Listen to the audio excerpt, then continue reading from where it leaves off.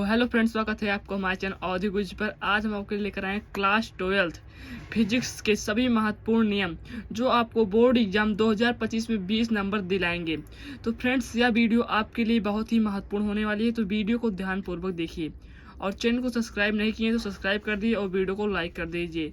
तो चलिए सबसे पहले दिखाता हूँ आपको पहला नियम क्या है। तो मैं आज आपके फिजिक्स के सभी नियम लेकर आया हूँ, तो फ्रेंड्स वीडियो बहुत ही ध्यानपूर्वक देखिएगा।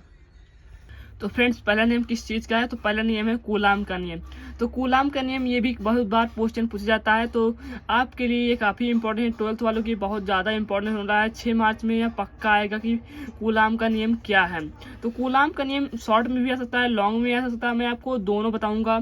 तो कूलाम का नियम पहले हम परिभाषा देख लेते हैं क्या है। कि कूलाम नियम के अनुसार दो बिंदुओं आवेशों तथा Q1 तथा Q2 के बीच पारस्परिक स्थित वैद्युत बल आवेशों के गुणनफल के अनुक्रमानुपाती तथा उनके बीच की दूरी r के वर्ग के व्युत्क्रमानुपाती होता है।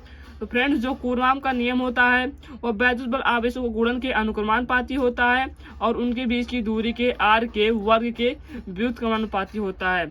तो चलिए दिखाता हूँ इसका फॉर्मूला क्या होता है। तो देखिए फ्रेंड्स, F अनुक्रमानुपाती Q1 × Q2 आवेशों को गुणनफल के अनुक्रमानुपाती है और दूरी के वर्ग के व्युत्क्रमानुपाती। देखिए फ्रेंड्स, वो आर के व्युत्क्रमानुपाती है। तो अगर आपको ये फार्मूला याद रहेगा तो आप लोग पूरी परिभाषा लिख सकते हैं और इसको याद करने की जरूरत नहीं है।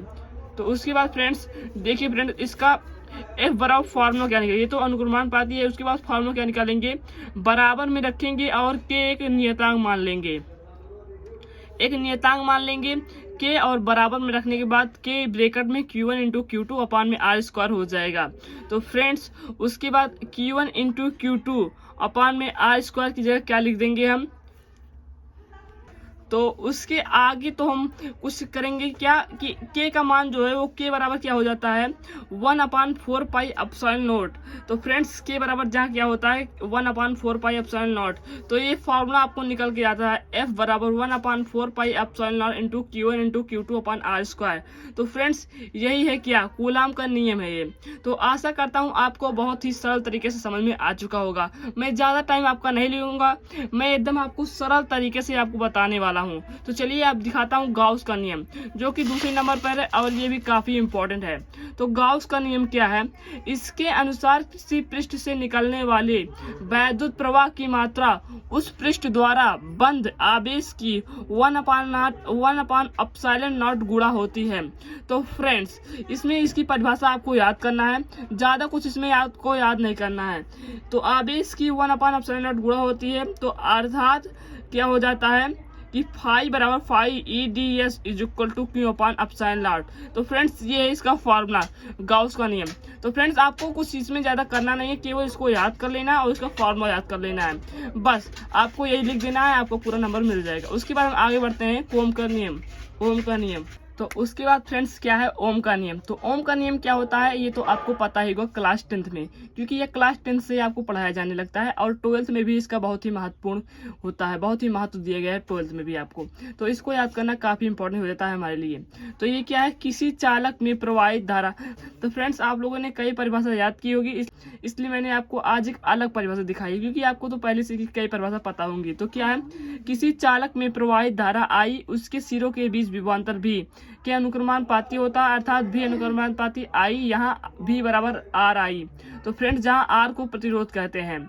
तो फ्रेंड्स, ये जो V बराबर RI है या तो V बराबर IR है, यही क्या है ओम का नियम है, जहाँ पर R क्या है एक नियतांक है हमारा और V अनुक्रमानुपाती I तो पहले से होता है। तो फ्रेंड्स, आशा करता हूँ आपको ओम का नियम काफ़ी सरल शब्दों में समझ में आ चुका होगा।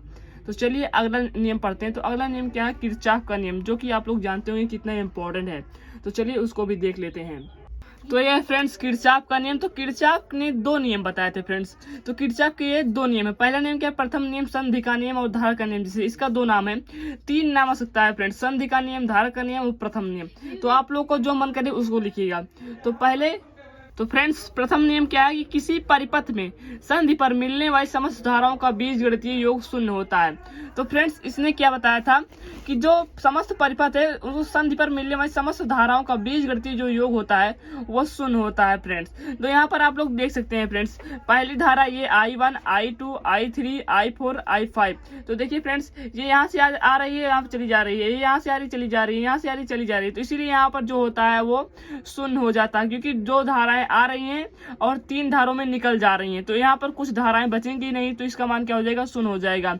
तो आप लोग समझ पा रहे होंगे कि प्रथम नियम क्या है। तो फ्रेंड्स इसमें क्या हो जाता है कि 2 धाराएं देखिए इधर से आ रही हैं, तीर का निशान पड़ा है, और इधर को 3 धाराएं निकल रही हैं, लेकिन जितनी धाराएं यहाँ से आ रही है इसको 3 भागों में बांट कर निकाला जा रहा है। बस ये आप लोग समझ सकते हैं। जैसे एक नहर से कई सारी नदियां निकलती हैं लेकिन पानी उतना ही रहता है, मतलब सॉरी फ्रेंड्स, एक नदी से कई सारा नहर निकलता है लेकिन पानी उतना ही रहता है। तो आप लोग इसको समझ सकते हैं।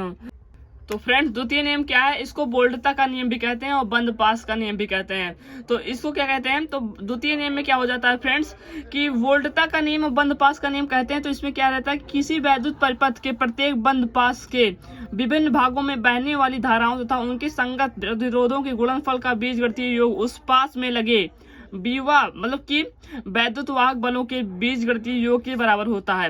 तो फ्रेंड्स इसमें देखिए फ्रेंड्स, चित्र की सहायता से आप लोग समझ सकते हैं। तो इसमें एक पास बंद पास है, एक दूसरा बंद पास है, 2 बंद पास हैं। तो पहले बंद पास का समीकरण क्या हो जाएगा कि RI बराबर I1 = I2 I2 तो बराबर E1 - E2। तो फ्रेंड्स देख सकते हैं यहाँ पर R1 मतलब कि फ्रेंड्स ये वाला R1 तो माइनस क्या हो जाएगा I2 × R2 मतलब कि R1 × I1 यहाँ पर, और R2 × I2 दोनों को घटाने पर क्या मिल जाता है, E1 - E2। तो क्योंकि फ्रेंड्स इसमें देखिए यहाँ पर इधर माइनस है इधर प्लस है, तो इसमें इधर जाएगी और इधर आएगी तो क्या हो जाएगा, विरोध होगा। तो विरोध होगा इसलिए इसमें माइनस लग रहा है, क्योंकि फ्रेंड्स धाराओं का जब विरोध होता है तो वहां पर माइनस लगता है। और दूसरे बंद पास का समीकरण क्या है, I2 R2 + I2 I3 R3 = E2। तो फ्रेंड्स इसमें केवल क्या है, केवल एक ही है। तो देखिए फ्रेंड्स इसमें विरोध नहीं हो रहा है, क्योंकि I2 और R2 और I3 R3 और वैद्युत वाहक बल जो है केवल E2 है। तो फ्रेंड्स इसमें इसलिए विरोध नहीं, क्योंकि यहाँ पर कोई वैद्युत वाहक बल नहीं है, केवल एक वैद्युत वाहक बल है। तो फ्रेंड्स इसमें किस चीज का विरोध होगा, जब कोई वैद्युत वाहक बल ही नहीं है, तो इसलिए यहाँ पर क्या हो जाएगा, धन हो जाएगा। तो इसे क्या कहते हैं, ऊर्जा संरक्षण का नियम कहते हैं। तो आशा करता हूँ फ्रेंड्स आपको यह वीडियो समझ में आ चुकी होगी।